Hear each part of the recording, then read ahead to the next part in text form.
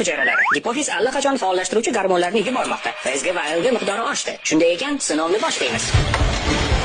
Faqat bittangiz bu yerdan tuxum hujayraga aylanish uchun chiqib ketasiz. Omadingiz kelsa, mos juftingizni topasiz va birga embrionga aylanasizlar. 5 va 14-raqamlar cheklashtirildi.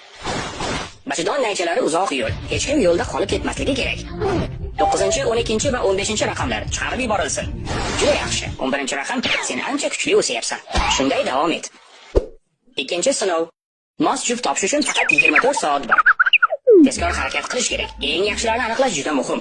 Salom go'zalim. Kino ko'rish uchun uyimga boramizmi? O, zo'r-ku. Mayli ketdik. Cheklatildi. Juda oson rozi bo'ling.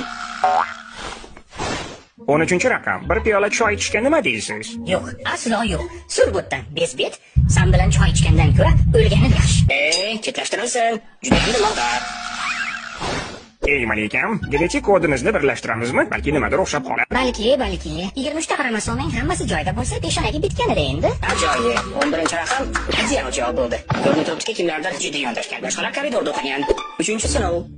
Agar siz embrionga aylansangiz, bachadon devoriga qattiq yopishib olishingiz kerak bo'ladi. Bu oson ish emas. Faqat kuchlilar ushlab qolishga qodir bo'ladi.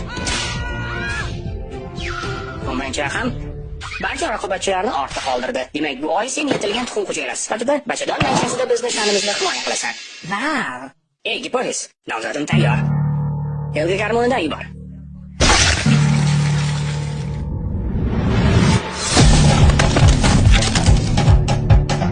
Hammasi uchun rahmat ustoz. Sizni ishonchingizni oqlayman.